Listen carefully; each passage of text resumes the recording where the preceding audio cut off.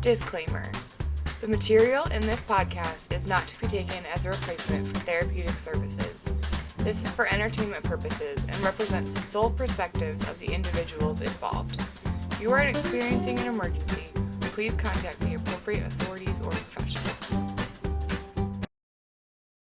Hello and welcome to season 2 of the TikDocs Podcast. I am one of your hosts, Dr. Katelyn Baker, aka thatfatdoctor.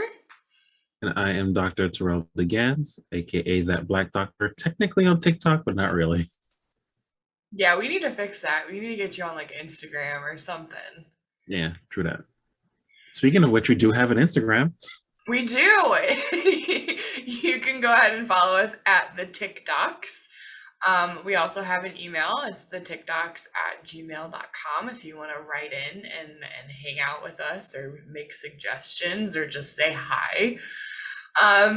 We're going to start out today. So season 2, obviously we've had quite the hiatus.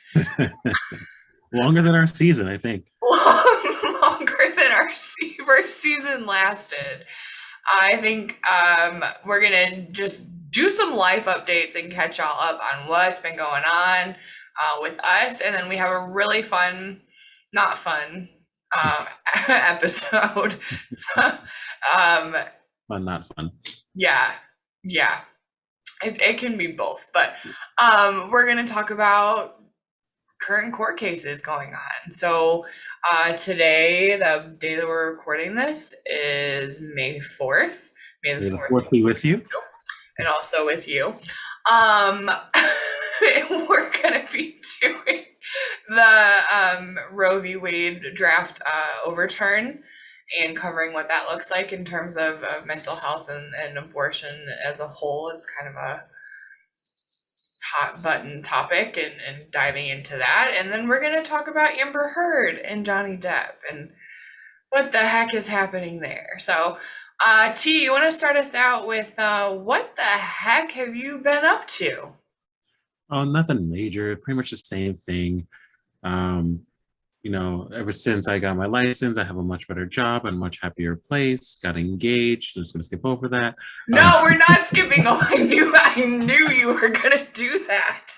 I knew it. I felt it in my soul. T got engaged. Mm-hmm. Engaged to be wedded. For wedded bliss, hopefully.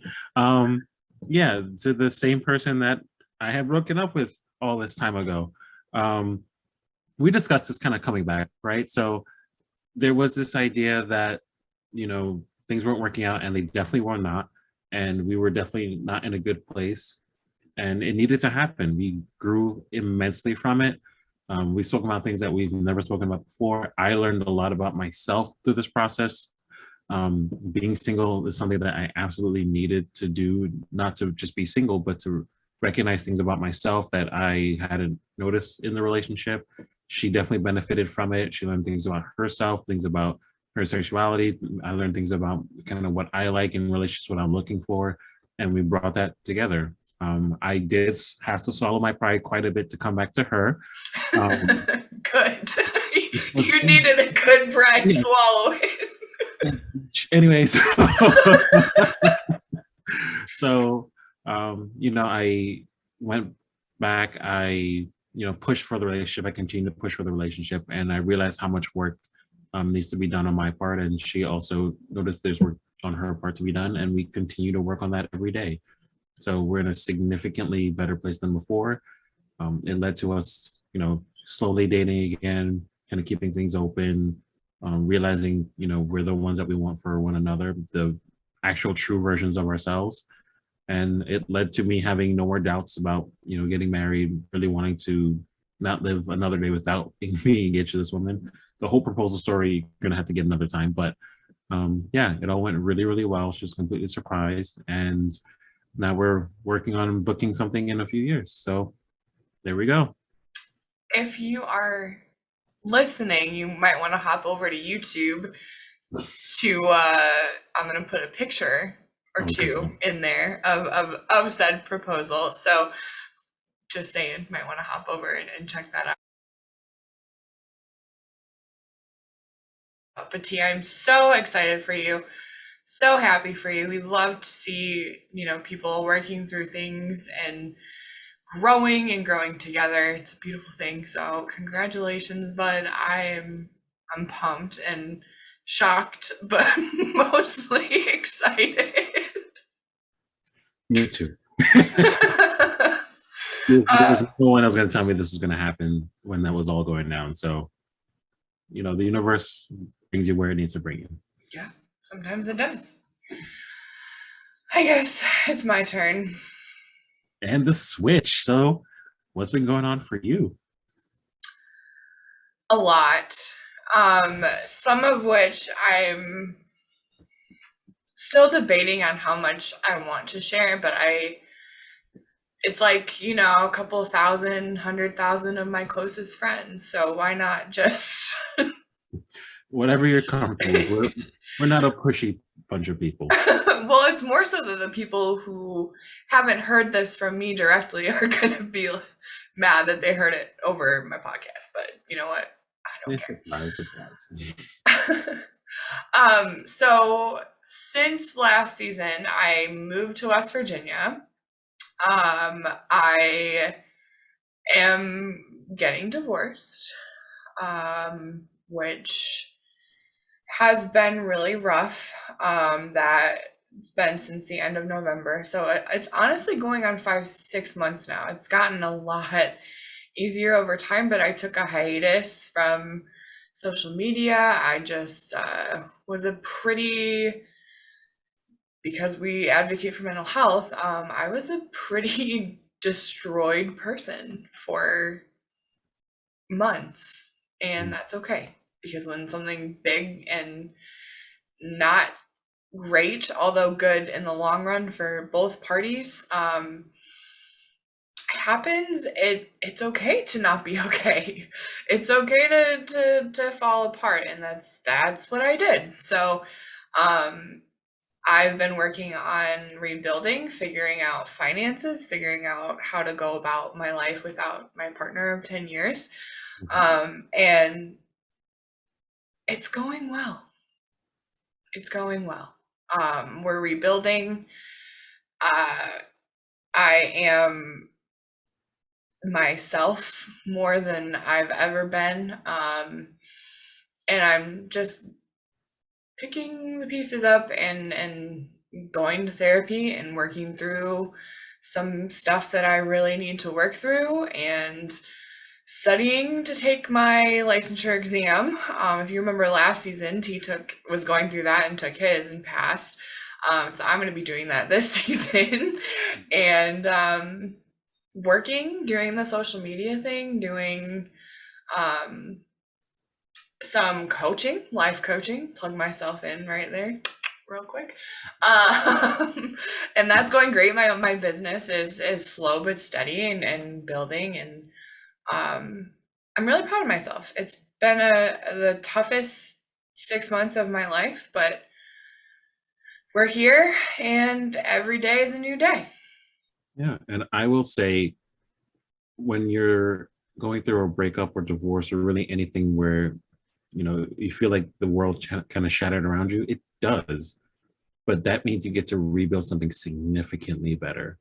And it does take a long time. It takes a lot of energy. You go through a lot of tears and a lot of stress. But what comes out of that ultimately is so much better and so much healthier than anything you were doing before. Yeah.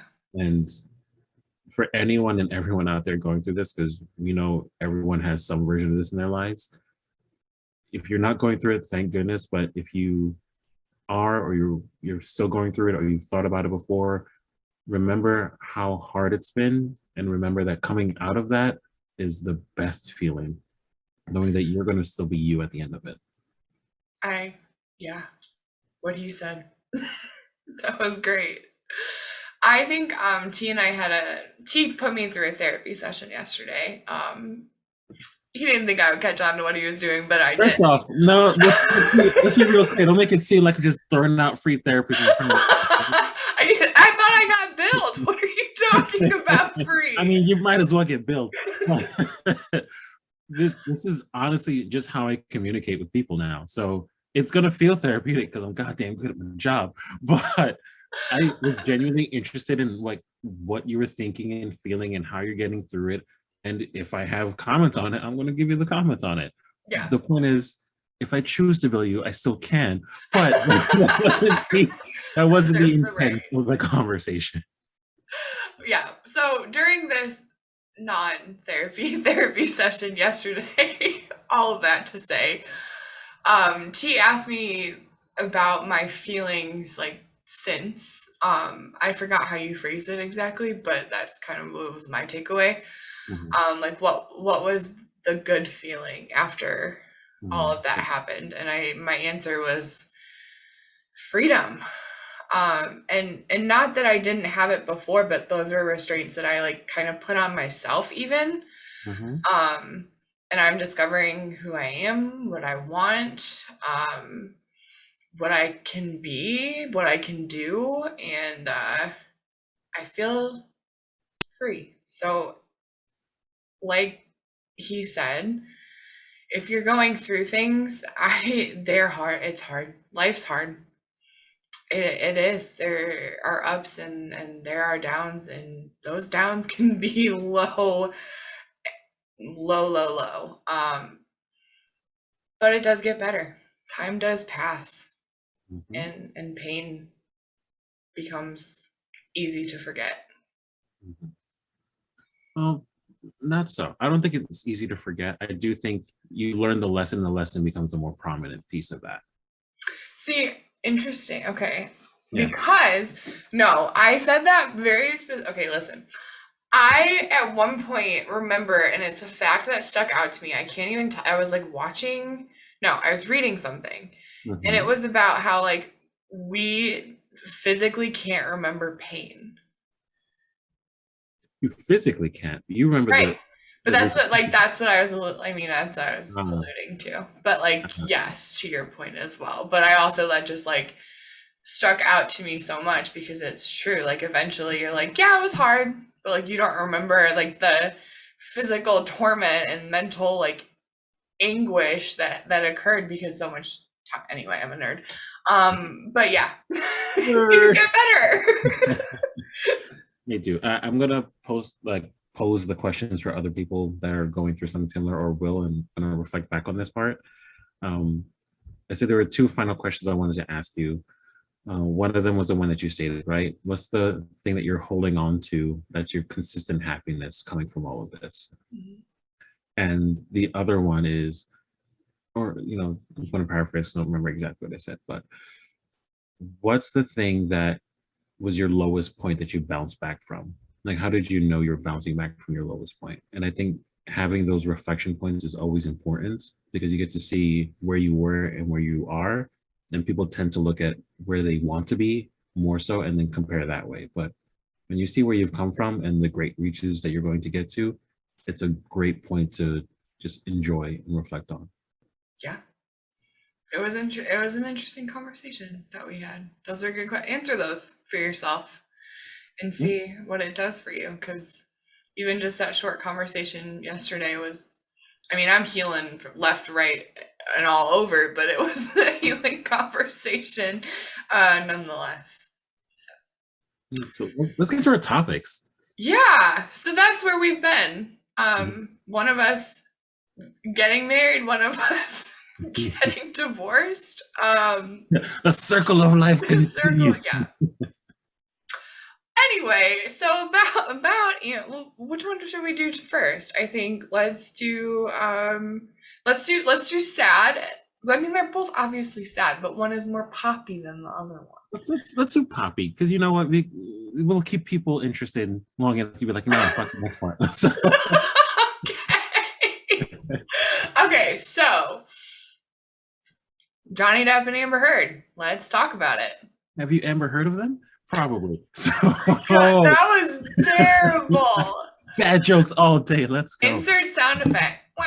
Like, oh my God. Okay. But yes, this is a really big topic in the news. It's been a big topic in the news for the past couple of weeks now.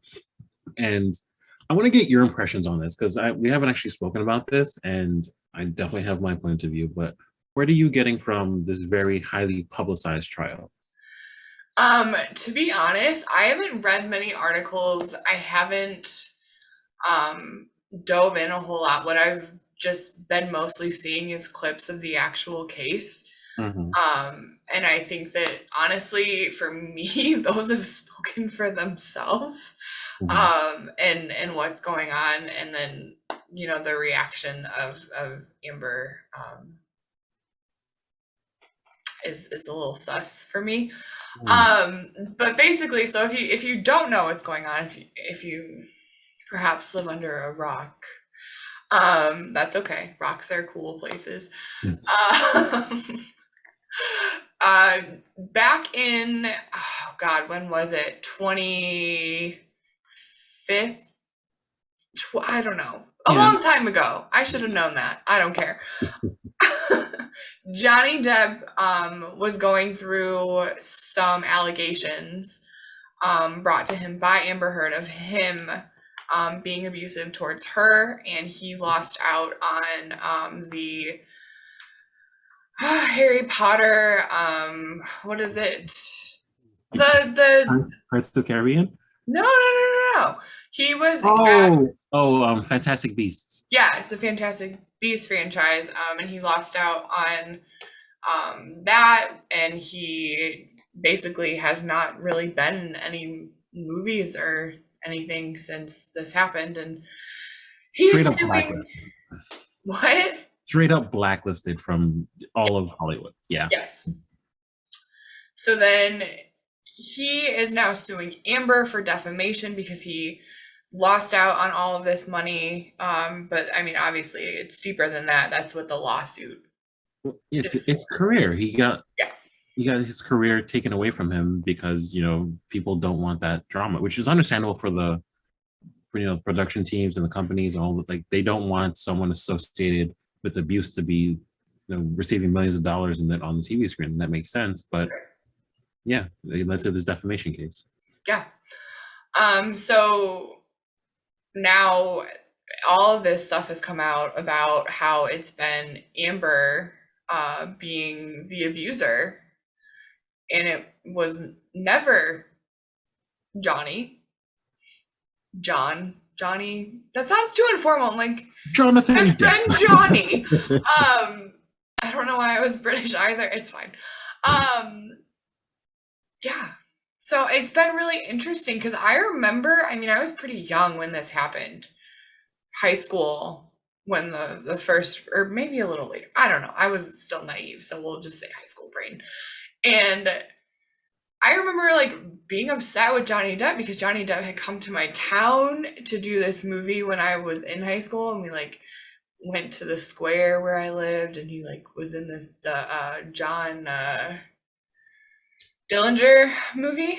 Was in the courthouse, and anyway, I was upset, and I believed it because I personally as a feminist am always going to be inclined to believe the woman because that's just the case 95% of the time. Mm-hmm. So I remember myself kind of blacklisting him and not watching his stuff anymore and not being a fan, which is really sad because he didn't deserve that in my opinion, but from me or everyone else. But anyway, this is where we get into how much do we know and not know, and that's why it's so difficult, right? Because we live in a court of public opinion, and allegations are the same thing as being verified as whatever you're being alleged to do or say or whatever. So I have no idea what actually happened, and the thing is, no one but them does, and all of this is just grand storytelling, right? So I'm sure he reacted in negative ways. I'm sure he's done something that can be considered to be at least mildly abusive. There were some texts about wanting to kill her or something with some buddies. Okay, yeah. But then also that's out of context. I'm sure if I go through my text history, there's a bunch of shit can't run for president now because that's gonna be extremely out of context, and I'm not doing it, right? So I'm sure there's more context to anything and everything, and we're really never going to get all of that information. Yeah. But to know the extent that Amber Heard has gone through to hide all this information, to be very vulgar. I remember hearing a recording of her months, if not years ago, where she's stating very clearly, and it's coming to the news recently again, so you can hear it anywhere basically. But she says, "Who's gonna believe you? Like, who's gonna like? You're bigger than me. I can." She's basically saying, "I can do whatever I want and get away with it because Mm. I'm the female," and that happens. It does happen, and it blows my mind that this is so easy for her to just say. And of course, the psychologist that had done the workup said she had borderline personality disorder, and what was the other one? I'm not quite sure if I remember. I didn't know that she had gone Yeah, through an evaluation. yeah, it was BPD and something else. I'm I gonna look don't it want to up. misquote it, but that she definitely had two diagnoses that she met, and I was like, shit. Everyone with borderline personality disorder is going to have this exact portrayal. Granted, there's a lot of people with borderline personality I say disorder. it's already out there, Yeah, that but it are just so coming. further solidifies people's stigma. It's already in existence because of one particular case. It's now public. Yeah. Exactly. So if you have that diagnosis and you're managing it and you're actively Histrionic. working on it, histrionic. There we go. Ooh, what a combination. That is rarely diagnosed together. You're rare. Interesting. It's very rare to get two personality disorders. It's Interesting. extremely rare. It's often not even accurate, but I was just gonna say, like, I've never seen that before. I mean, obviously, I'm not old school, but like, yeah, I don't know. yeah. But you know what? Nonetheless, those things are going to be out there. And now people are going to have those stigmas that are going to be extremely difficult to shake off. But then you look at the actions and you hear the words where she's saying, in part of the audio, she's saying, help me, right? One, she's putting the onus on him to change her, which is never a good idea. And then in the second part of that, or she goes back and forth with, you're a piece of shit. Like, you're like, who's going to believe you? Like, she's higher and lower than him at the same time. And that is a part of the defining features that help you to figure out someone's borderline. That's really unfortunate for everyone else that's working on that shit and recognizing it. Yeah. So poor Johnny. Like, as a therapist, and I can say this from a very therapeutic point of view, most therapists don't want to work with someone that they know is borderline. Yeah. There's So huge even, and I even hate saying that because then it puts people with like BPD out and away from like wanting to seek out therapists if they know that. But like they should know that because as many that don't want to or have that their own perceived stigma, there are people who specifically just work with that and absolutely love working with borderline personality disorder. So the vast majority, no, there's still a ton of stigma around it. So, but I did want to put that other one in there because I know some fantastic people that love it. So there, it does go both ways. yeah, and you need to know what you're doing in those cases. Like, I can work with personality disorders, but the first thing is you have to acknowledge that this is happening. If you're getting this diagnosis, we're doing this so that we can work on it, not to just be like, okay, you have it, bye, walk away. Like, at least with me, I don't know how every therapist works, but if you want to do the work, we're doing the work together. If you don't, we're not going to waste each other's time. It's that simple. Yeah, absolutely. But yeah, just living with someone who idolizes you and demeans you, and then physically removes parts of your body. That's rough. Yeah, and again, like, it's hard because everything is alleged up to this point. I know that everyone is leaning more towards like the evidence is leaning more towards in support of Johnny and his story. But yeah, as a woman, it really upsets me that someone could do that and manipulate and use the power of being a woman, specifically a white woman, and saying like, I can get away with this because I'm like, maybe at least you're acknowledging your privilege. Like, I don't know what to do with that information, but Yeah, yeah, it's definitely a power shift, but it's kind of like, oh, I'm going to take this victim role and then weaponize it, and that's what I got from that. yeah, And people are interpreting it in their own ways, but when you weaponize that, like there's a lot of things that come from it, but you ultimately demean all the women that actually are in that role. yeah, Because now, like you said, like there's a 95%. Now, if it was getting to 100, people can believe all women, right? mm-hmm. But because there are these situations, no matter how rare, and obviously this is now more publicized, it pushes for maybe that's not 95%. Some people that maybe it's really 30%. And now that doubt that comes from this situation really hurts all the women that really need to say, this happened to me, and be believed so that things can be done about it. Yeah. And what sickens me is on Facebook, I've even seen people posting about how, like, believe all women, they say, until like this, like, just extremely misogynistic. I'm like, and that kind of leads into what's going on with the Roe versus Wade draft overturn. Mhm. And that, like, what the fuck? So a little bit of a history thing, not too much into it, but Roe v. Wade, most people know about or have heard about, and it's in regards to abortion, right? Being able to safely get an abortion done be considered illegal wherever you get it within the context of the United States. We understand that all of our listeners are from there. And it was Shout out to Spain and Germany and all the other places that we can't really like name right now. But it was a Supreme Court ruling, and this happened in like the 70s, like 1973-ish, right? So we've had maybe not even full 50 years of this, and so many things to talk about. But the thing is, when you roll back on something that's considered to be like a huge progressive movement, right? You're basically undermining something. Like, no matter what thing you take back, you're saying whoever this was protecting, whoever this was helping, we don't want to protect or help them anymore. And this is clearly for women. And if you look at our current Supreme Court, 2022, it is clearly not primarily women making these decisions. And not only that, like, I wanted to take it a step further. Not only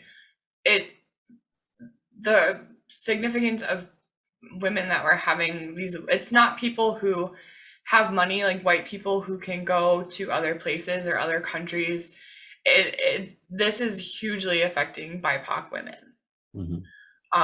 And there's a lot of amazing TikTok creators who've been speaking on this from the BIPOC woman perspective that I would encourage you to check out, because I cannot speak to that, as it's just not my place. So I really recommend Dr. Callie, MD, for all of that. She's amazing. And I can also provide other resources if people want, but that's not the point of this. So running back. Anyway, yes. Yeah. So here's something that comes to mind just from my perspective, and I understand this as like, I'm a male, it doesn't really affect me, but it doesn't change the fact that it bothers me. And I use this as the perspective, and maybe this is kind of like a shield, right? Like, I grew up with being raised by a single mother who was also helped by my grandmother, her mother. The vast majority of my family is like beautiful, amazing women who have like all this intelligence and talent and all these things. So like, I really do easily connect with women, and I see the struggles that they go through, even if I can't experience it the same way they do, right? So with that understanding, whatever the limit that is, I know that if someone were to put me in that position, right? They say, you're not allowed to, like, I know I can't have children, so whatever's the closest thing, right? Like, let's say they say men aren't allowed to ejaculate, right? Who the fuck are you to tell me I can't do something? One, and two, you're not stopping anyone by creating this bill or going back on this bill. You're just preventing people from doing it safely. Mm-hmm. Banning marijuana didn't prevent people from smoking weed. You just made sure it was illegal and people were going to do it in however the fuck they wanted. Same thing happened with alcohol and etc. Yeah. Oh yeah. Yeah. Yeah. I think that is one of the most important parts of this, is that before abortion was legal, women died. Mm-hmm. And it wasn't a small number. It was a lot of women who were engaging in risky things. And these are our daughters. These are high schoolers who got pregnant. These are little girls, and they're harming themselves. And it's not okay. It's not. It's not. I'm not going to get into the politics about abortion or the science of abortion and what even qualifies as life, because that's not an argument worth having here. Because if you're listening to this, I feel like this is one of those things where you're either on the right side or you're not. And we're not. If you're not on the right side, I don't think you should be here anyway. This is not for you. I would break this down to something I think is simple, even though it can still be controversial. Whether you're Democrat, Republican, Independent, whatever you want to consider yourself as, even if you don't go to this country, you want to have some level of control and choice over your own life, right? For some people, they exercise it for wearing masks. For other people, they exercise it for like being able to have children or have an abortion or whatever, right? I think you should, as a human being, have some level of control over your own life. I think naturally, because we live in a society, we're not going to have all control. Like, hey, just kill someone, right? Like there are going to be limits to that, but you should be able to make the own choices that make sense for you. And when you take that away, whether it's taking away someone's ability to own firearms to protect themselves, taking away their ability to protect their physical bodies by having an abortion, whether they're raped or have any other legitimate reasons, then you're taking away part of that person's actual rights to be a person. So I think that's in my opinion, the unified grounding, right? You should have control over your own life and what you do with it. And as long as you're not physically hurting someone, and that's where we kind of get into the gray area for some people, but if you're not hurting someone else, like you should have choice over your own life and what you do with it. Mm-hmm. And when you take that away, you're really taking away a person's actual rights to be a person. Mm-hmm. And that's what bothers me at the deepest level. Yeah, I agree. And to add on to that too, mental health is affected by women's access to abortions as well. And that's a whole other topic that I can get onto about, and that's what obviously we're here to do, is the mental health aspect of things rather than the physical. But a woman who is pregnant not by choice, not by, I don't want to say it because I don't want to get flagged, a woman who was impregnated by a stranger in a violent way. Mm-hmm. Or just without her consent in general. Yeah, that one. Because some people are into violence. And that's a different topic for a different day. Mm-hmm. But said woman, can you imagine if her choice would be to have an abortion or not to have an abortion, and being forced to carry that child and support that child? The mental anguish and I can't imagine. And so I have a hard time articulating it, because it's like, I've had friends, I've had loved ones, I've had all kinds of people in situations like this who have had abortions or have not, and it's hard for me to talk about because it's really personal, and it's just not okay for a bunch of white men to be deciding what women get to do with their bodies when they have no idea, and their only basis is religion. I'll generalize it. That's just worse. I'll generalize to you as not you specifically, but you as a person shouldn't decide what other people can and cannot do with themselves in general, right? If like it's the same thing as all the other things that have happened in the law over the years, right? You shouldn't be able to vote. You shouldn't be able to have alcohol. You're going to keep limiting other people from doing it safely. People are concerned about like voting being done the wrong way, right? Which once again is deeper into the politics, but everyone should be able to vote once. Like you have a voice once you reach a certain age, you should be able to exercise it. Should you choose to? Done. If you want to drink and you're of legal age, you're the right mindset, you should be able to do that with the right limits and the right guidance. Okay. This all falls into that for me. And people are going to want to do what they want to do. And you actually make it more enticing for some people because it's illegal and therefore it's less safe. Mm-hmm. Yeah. There, and I'm not going to get into who this is. I'm sure you can easily look this up, but there is a very well-known conservative person whose daughter had an abortion, and it was her choice. When that happened, there was a lot of people like, hypocrite, right? But I think the appropriate response in my mind was, good. Like, that's one person or maybe two people that learned, I had this choice and I exercised this. And it may be still the most traumatic thing that person goes through, but I know I had that option available. And she didn't have to go to some back alley place somewhere hoping that she would survive it and no one would know what happened to her. I can understand people not being okay with other people doing it. Like, I'm not okay with friends being alcoholics or friends being like heavy drug users, but I can still be friends with them on different levels. I don't need to agree with you to know that I appreciate you have the right to say what you want to say, do what you want to do with your own body and your own life. And I think that's where people start to lose track of what's okay, is just because I won't do it for myself doesn't mean I think you shouldn't be able to do it either. Right. Yeah. And that was perfectly stated. I think that is what it is. A lot of the time we think like, oh, I wouldn't do that, so you shouldn't do that. And like, who are we to just say what someone shouldn't do? Like, no. If we were all the same, audacity, like it's so boring. If we were all the same, honestly. Imagine everyone drinks yellow mellow. Like, what a life. I try to pick some. It's not 1995. I try to pick an obscure one. I can't be like Pepsi because I love Pepsi. Yeah, just enjoy that yellow mellow. Everyone drinks it. No one drinks anything else. Like, life would be so boring. Granted, I've never tasted yellow mellow, so like, if they want to send me a can, I'll try it. I don't even know. The first thing that came to me, like, what's obscure that I've literally never seen anyone drink in my life? That one. No hate towards Mellow Yellow. Please don't sue us.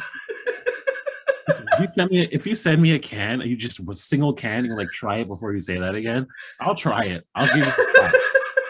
I'll tell you right now, there's no store I'm walking into where they're like, hey, we have a sale on yellow mellow. And I'm like, oh, it's mellow yellow. You don't exactly. No one fucking knows. It could be that whatever that effect is. Like, yeah. As far as I'm concerned, I'm not trying it. So. Oh man. So